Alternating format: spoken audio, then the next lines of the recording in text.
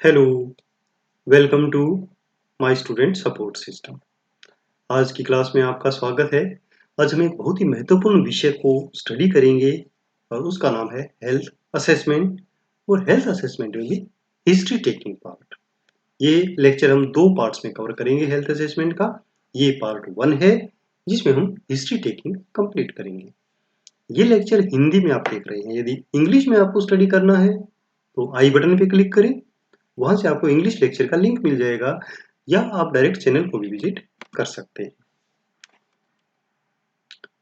एक स्वास्थ्य मूल्यांकन या जो हेल्थ असेसमेंट है वो किसी भी व्यक्ति की विशिष्ट आवश्यकताओं की पहचान और स्वास्थ्य की स्थिति या स्वास्थ्य का जो लेवल है वो क्या है उसको उसको पहचान करने की एक प्रक्रिया है। मूल रूप से स्वास्थ्य मूल्यांकन या जो हेल्थ असेसमेंट है उसमें दो चरण शामिल होते हैं, हिस्ट्री टेकिंग और फिजिकल एग्जामिनेशन।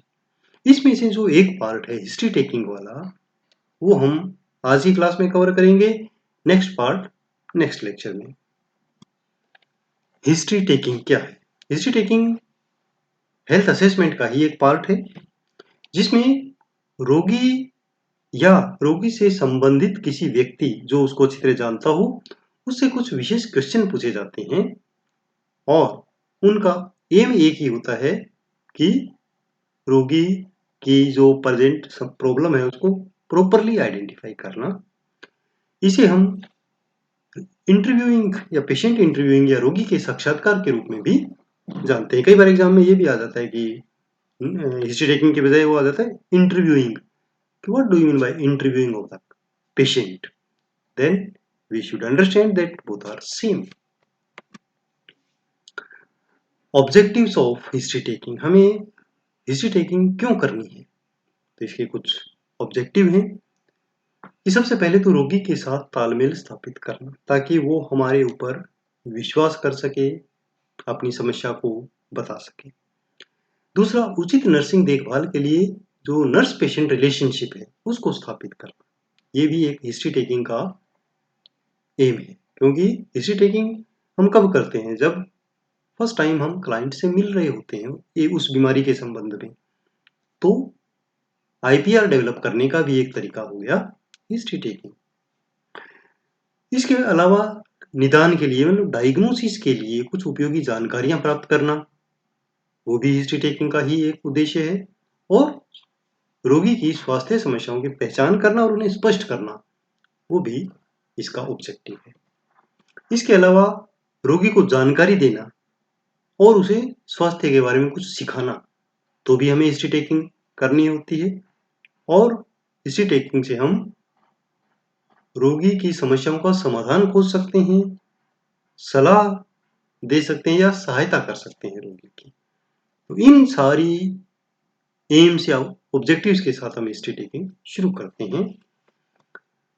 उससे पहले हमें पता होना चाहिए कि क्या पॉइंट्स हमें ध्यान में रखना है और कैसे सेटिंग करनी है इंटरव्यू प्रोसेस की। तो उसके लिए कुछ प्रिंसिपल सेट किए गए हैं, उन्हें हमें हमेशा ध्यान में रखना चाहिए। जैसे सबसे पहले है कि मरीज के सामने बैठें।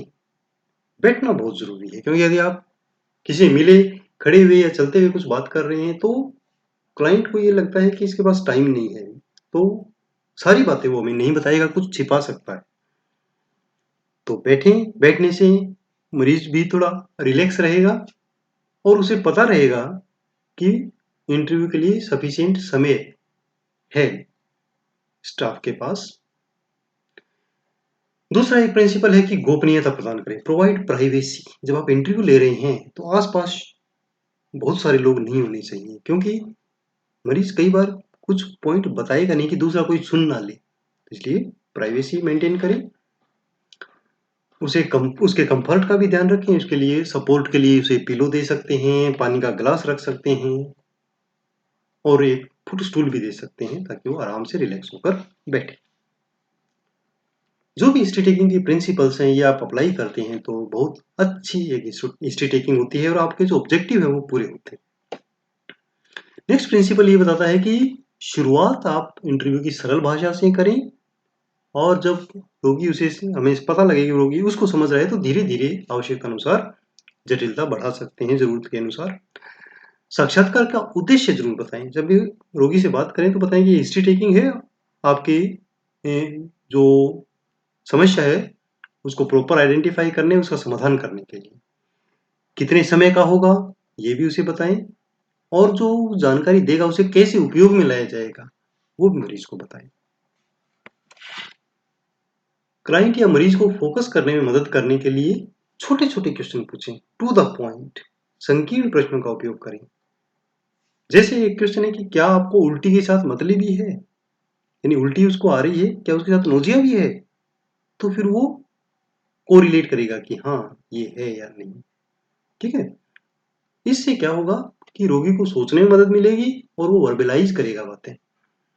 इसी प्रकार ओपन एंडेड क्वेश्चन होने चाहिए, यानी ऐसे क्वेश्चन हो जिसका जवाब रोगी को खोजना पड़े, सोचना पड़े उसे। ऐसा नहीं कि नहीं, हाँ और ना वाला जो क्वेश्चन है वो नहीं होना चाहिए। ठीक है, जैसे एग्जाम्पल हम देख सकते हैं कि सिरदर्द कैसे शुरू होता है, क्या आप कर रहे होते हैं तब आपको हेडेक होता है, तो वो सोचेगा कि क्या प्रेसिपिटेटिंग फैक्टर होगा। इससे आपको प्रेसिपिटेटिंग फैक्टर के बारे में पता लगेगा। रोगी की भावनाओं और धारणाओं का पता लगाने के लिए और कुछ विशिष्ट पॉइंट्स या क्षेत्र की पहचान करने के लिए जिन्हें फॉलोअप की जरूरत है, ऐसे क्वेश्चन बहुत ही उपयोगी रहते हैं। वार्तालाप करते समय वर्बल और नॉन वर्बल दोनों तरह के कम्युनिकेशन का ध्यान रखें। मरीज के साथ आई कांटेक्ट बना के रखें और मरीज के जवाब आप ना दें या ऐसे क्लू नहीं दें कि आप जवाब सजेस्ट कर रहे हो कि इसका ये आंसर हो सकता है। ठीक है, इस प्रकार के आप बातें करें, क्वेश्चन पूछें। कई बार ऐसा होता है कि हम पेशेंट की तरफ से जवाब बोल देते हैं कि आपको थोड़ा थोड़ा सरदर्द भी होता होगा, है ना। तो ये क्या है कि हो सकता है नहीं हो रहा हो, पर उसको लगेगा कि हो सकता है इसमें सिम्टम में होता हो तो बता देगा कि हाँ हो रहा है। ऐसा नहीं, आंसर सजेस्ट नहीं करना। ओके, ठीक है। इसी प्रकार आई कांटेक्ट क्लियर होना चाहिए।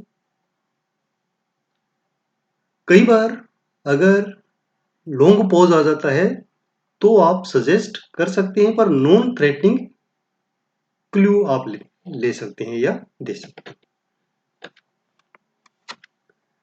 इसी प्रकार एक प्रिंसिपल ये भी है कि रुकावट, विचलित होना, डिस्ट्रैक्ट होना और उबाऊपन की स्थिति से बचना चाहिए। आपने कोई क्वेश्चन पूछ रखा है और आप घड़ी की तरफ देख रहे हैं या मोबाइल चला रहे हैं, व्हाट्सएप चेक कर रहे हैं, तो ये एक डिस्ट्रैक्शन की स्थिति है। रोगी सोचना छोड़ देगा और वो इस बात के लिए सोचने लगेगा कि आपको कहीं जल्दी तो नहीं जाने की, या आपका इंटरेस्ट कम होता जा रहा है, इसलिए जो भी जवाब आ रहा है फटाफट बोल दो ताकि काम कंप्लीट हो। ऐसा नहीं होना चाहिए। लगातार आई कांटेक्ट मेंटेन करना और कभी कभी रोगी को सोचने के लिए सफिशिएंट समय देना, जवाब के लिए प्रतीक्षा करना है, आंसर के लिए वेट करना है। कई बार चुप्पी जो है, साइलेंस जो है, वो भी सोचने को प्रोत्साहित करता है। और कई बार मौखिक प्रतिक्रियाएं यानी नॉन वर्बल कम्युनिकेशन भी आता है, तो आप उस दौरान इस पर भी नजर बनाए रखें। ये प्रिंसिपल माइंड में रखते हुए आप इंटरव्यू की शुरुआत करेंगे। सबसे पहले आपके पास एक डायरी पेन होना चाहिए जिसमें आप नोट करें पर्सनल आइडेंटिफिकेशन डेटा, जैसे किस दिन इंटरव्यू लिया गया है, रोगी का नाम, लिंग, मेल है या फीमेल है, डेट ऑफ बर्थ, समय, जन्म का स्थान, रोगी की उम्र, एड्रेस और किसी भी आपात स्थिति में किस व्यक्ति से संपर्क किया जाना है उसकी भी जानकारी हमें रखनी है। उसका नाम, रिलेशनशिप, उसका एड्रेस, फोन नंबर।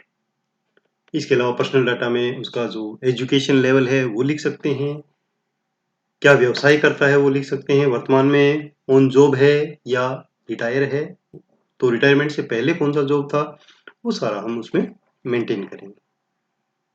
फिर आ जाता है प्रोसेस हमारा प्रॉपर। सबसे पहले हम कलेक्ट करेंगे प्रेजेंट हेल्थ हिस्ट्री की वर्तमान में क्या समस्याएं, समस्या की शुरुआत कैसी हुई, कब हुई, और जो साइन सिम्टम या लक्षण आ रहे हैं उसकी लोकेशन क्या है, मतलब कहाँ पर है, पेट में दर्द है तो किस तरफ, सर में दर्द है तो कहाँ, प्रॉपर लोकेशन, और बहुत सारे लक्षण है तो उनका कालक्रम, मतलब कब कौन सा शुरू हुआ, फिर क्या क्या लक्षण बढ़ते गए, उसे हम कहते हैं क्रोनोलॉजी या कालक्रम। ये भी आवश्यकता जानने की होती है। फिर हम लिखेंगे प्रेसिपिटेटिंग फैक्टर्स, यानी कौन से ऐसे कारक हैं जिनसे वो पर्टिकुलर लक्षण उत्पन्न होता है या समाप्त होता है। एलिविएटिंग फैक्टर क्या है, कौन से ऐसे कारक हैं जिनसे वो ठीक हो जाता है। जैसे कई बार कहते हैं कि जी मेरा सुबह उठते ही तेज सर दर्द होता है और जब मैं चाय पी लेता हूं तो ठीक हो जाता है, तो ये एलिविएटिंग फैक्टर हो गया, तो ये उससे पूछ सकते हैं। एग्रीवेटिंग फैक्टर कि कौन सा ऐसा कारक है जो उस लक्षण को और बढ़ा देता है, उस लक्षण के साथ एसोसिएटेड सिम्टम भी होंगे कुछ, वो क्या है, और क्या ट्रीटमेंट वो प्रेजेंट में ले रहे हैं उस समस्या के लिए। और ये बहुत महत्वपूर्ण है, क्लाइंट का व्यू क्या है उस प्रॉब्लम के लिए, कि वो प्रॉब्लम क्यों आई, आप क्या सोचते हैं कि ये क्यों हुआ होगा, क्या कारण रहा होगा, रोगी से भी जाने, वो भी एक महत्वपूर्ण क्लू आपको दे सकता है। उसके बाद हम आते हैं पास्ट हेल्थ हिस्ट्री। प्रेजेंट हमने डाटा कलेक्ट कर लिया, फिर पास्ट हिस्ट्री कलेक्ट करेंगे। पास्ट हिस्ट्री में हम क्या जानेंगे कि सामान्य तौर पर नॉर्मली रोगी का स्वास्थ्य कैसा है और उसके प्रति रोगी की क्या अवधारणा है, क्या उसकी सोच है। बचपन में कोई बीमारी तो नहीं थी, इन चाइल्डहुड अगर थी तो कब, यानी डेट, डेट नहीं तो ईयर, और क्या था प्रकार उसका। फिर जीनोग्राम, जीनोग्राम में हम क्या करते हैं कि वो जो पर्टिकुलर बीमारी है उसकी पारिवारिक इतिहास है या नहीं, परिवार में किस किस को था, वो हम पता लगाते हैं। फिर टीकाकरण कब कब हुआ, कौन कौन सी बीमारी का हुआ, कोई पास्ट में एलर्जी रही है या नहीं, उसकी जानकारी प्राप्त करेंगे। और गंभीर दुर्घटना यदि कोई हुई हो तो कौन कौन सी चोटें लगी हो, कब, समय पता करेंगे, ईयर पता करेंगे। और इसके अलावा एडल्टहुड, एडल्टहुड में आने के बाद कोई बड़ी बीमारी हुई हो, उसका प्रकार, समय, व्यवहार संबंधी समस्याएं, कोई बिहेवियरल प्रॉब्लम उनको रही हो पहले, कोई सर्जिकल बड़ी सर्जरी हुई हो उसके बारे में पता लगाएंगे, कभी हॉस्पिटल में एडमिट होने की कब कब जरूरत पड़ी वो पूछेंगे। और उनके हिसाब से एनवायरमेंटल जो समस्याएं हैं, वातावरण से संबंधित, पर्यावरण से संबंधित कोई समस्या है पर घर में, जिनसे को वो सोचते हैं कि कोई बीमारी हो सकती है, तो उसका भी हम पता लगाएंगे, पूछेंगे क्वेश्चन, और हमारी पास्ट हेल्थ हिस्ट्री में नोट करेंगे। उसके बाद आता है पर्सनल हिस्ट्री।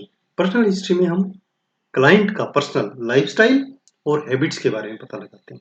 जैसे काम, काम क्या करते हैं, काम कब से कर रहे हैं, और उनके जॉब के दौरान क्या क्या स्ट्रेसर्स हैं, क्या क्या तनाव हैं, वो पूछते हैं।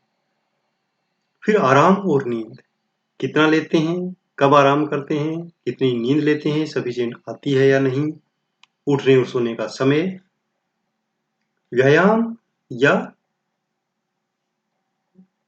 एक्सरसाइज, और इसके अंदर हम लिखते हैं कि कितना वो एक्सरसाइज कर रहे हैं, कितना वो कब करते हैं, मनोरंजन, अवकाश, शौक, और अपनी महत्वाकांक्षा के लिए क्या करते हैं, क्या उनकी पर्सनल हैबिट्स है, शौक वो यदि कोई रखते हैं, हॉबीज कोई हैं तो क्या है, और उसमें कितना समय देते हैं। हर छोटे से छोटा पॉइंट हम नोट करते हैं, क्योंकि कई बार स्ट्रेसर या प्रेसिपिटेटिंग फैक्टर या इवन जो रोग की जड़ है वो वहां से पता लग सकती है। इसके बाद हम आ जाते हैं न्यूट्रिशन के ऊपर। जो सभी प्रकार के भोजन हैं, सुबह का नाश्ता, दोपहर का खाना, शाम का खाना, क्या लेते हैं सामान्यतया, नॉन वेज, वेज, तरल फ्लूइड्स में क्या लेते हैं, कितना लेते हैं, कोई हाल ही में कोई परिवर्तन तो भूख में नहीं हुआ कि भूख कम लगती हो, भूख ज्यादा बढ़ गई हो, और कोई विशेष आहार यदि वो कोई लेते हैं तो इन सब की जानकारी हम पर्सनल हिस्ट्री में प्राप्त करते हैं। उसके अलावा कोई हैबिट जो स्वास्थ्य को नुकसान पहुंचा सकती हो, जैसे शराब या अन्य प्रकार की ड्रग्स यदि है तो कब कब से कर रहे हैं, कितना कर रहे हैं, मात्रा भी और कितनी बार, और वो उपयोग करते समय क्या उनको समस्याएं आती हैं उसके बारे में पता करेंगे। टोबैको के बारे में, टाइप मतलब टोबैको च्यूइंग है या स्मोकिंग है, स्मोकिंग है तो क्या, सिगरेट, बीड़ी, हुक्का, और कितनी बार, जैसे सिगरेट है तो दिन में कितनी सिगरेट पी लेते हैं, तो हम जानकारी लिखेंगे। उसके बाद आ जाता है मलमूत्र गतिविधि यानी बाउल एंड ब्लैडर एक्टिविटीज, कितनी बार, कंसिस्टेंसी, कोई समस्या तो नहीं है, कहीं जलन तो नहीं है, खून तो नहीं आता, तो ये सारी समस्याएं हम रोगी से पूछेंगे। तब वो कई बार ये हम भूल जाते हैं, तो यदि हमें सारे पॉइंट्स पता होते हैं कि हिस्ट्री में क्या क्या पूछना होता है तो हम वो पूछ सकते हैं, रोगी तभी बताएगा, नहीं तो भूल जाएगा। उसके बाद आते हैं एडीएल पर, एक्टिविटीज ऑफ डेली लिविंग, कि सामान्यतः जो भी एक्टिविटीज रोगी करता है उसके लिए खुद कर लेता है या उसको सहायता की आवश्यकता होती है, जैसे एम्बुलेटिंग, एम्बुलेटिंग का मतलब बिस्तर से उठ के चलना फिरना, ड्रेसिंग अपनी ड्रेस चेंज करना, ग्रूमिंग तैयार होना, बाथिंग, टॉयलेटिंग, खाना खाना, फोन यूज करना, कपड़े धोना, साफ सफाई करना घर की, खाना बनाना, ड्राइविंग करना, छोटा मोटा कुछ सामान खरीदने जाना, परचेजिंग फूड, तो ये सारी एक्टिविटी वो अपने आप करता है या उसे हेल्प की जरूरत होती है, तो ये हम एडीएल हिस्ट्री में पूछेंगे, एक्टिविटीज ऑफ डेली लिविंग में पूछेंगे। उसके बाद हम आ जाते हैं साइको सोशल हिस्ट्री पर। किसी भी प्रकार का असेसमेंट हो उसमें साइको सोशल हिस्ट्री जो है वो बहुत महत्वपूर्ण है। यह रोगी के समग्र दृष्टिकोण को बताता है, विशेष रूप से एक समुदाय या दीर्घकालीन देखभाल सेटिंग, मतलब कम्युनिटी हेल्थ में या लॉन्ग टर्म सेटिंग, कोई इंस्टीट्यूट है जहां पर लॉन्ग टर्म ट्रीटमेंट चल रहा है रोगी का, वहां पर ये बहुत जरूरी है।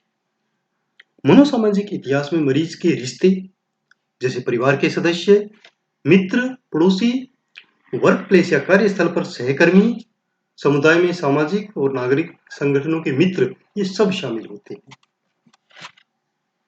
मनोसामाजिक इतिहास में हम तनाव के बारे में पूछते हैं, कोप करने की क्षमता, मतलब कितना वो उसको एडजस्ट कर सकता है, सॉल्व कर सकता है अपनी प्रॉब्लम, और स्वयं के बारे में उसकी क्या धारणाएं हैं, क्या भावनाएं हैं, अनुकूलन बॉडी का, मन का, इंडिपेंडेंस, अपने शरीर की छवि, अपने आप को कैसा मानता है, उसकी वैवाहिक स्थिति, वो सब पॉइंट्स हम साइकोसोशल हिस्ट्री में लिखेंगे। इसके अलावा पारस्परिक आघात का इतिहास, कई बार पुरान बचपन में भी यदि रेप का शिकार हुआ है, कोई अनाचार का शिकार हुआ है, दुराचार का शिकार हुआ है, बच्चे, पति, पत्नी, किसी भी रूप में यदि दुर्व्यवहार हुआ है, व्यक्तिगत त्रासदियां हुई हैं, उसके बारे में भी हम प्रश्न साइकोसोशल हिस्ट्री में पूछते हैं। और ये भी देखते हैं कि रोगी उन पर चर्चा करने की उसकी क्षमता है या नहीं, कितना वो उसको आराम से जवाब दे रहा है या कुछ छिपा रहा है, ये उसकी नॉन वर्बल कम्युनिकेशन में पता लगेगा।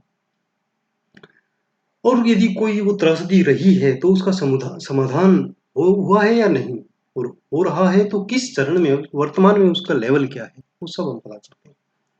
दुख की स्थिति अब वर्तमान में कैसी है वो पता लगाते हैं और मौजूदा बीमारी के बारे में क्या अवधारणा है, क्या भावना है, क्या उस प्रॉब्लम का उस पे असर आया है, वो सब हम जानकारी साइकोसोशल हिस्ट्री में पता करते हैं।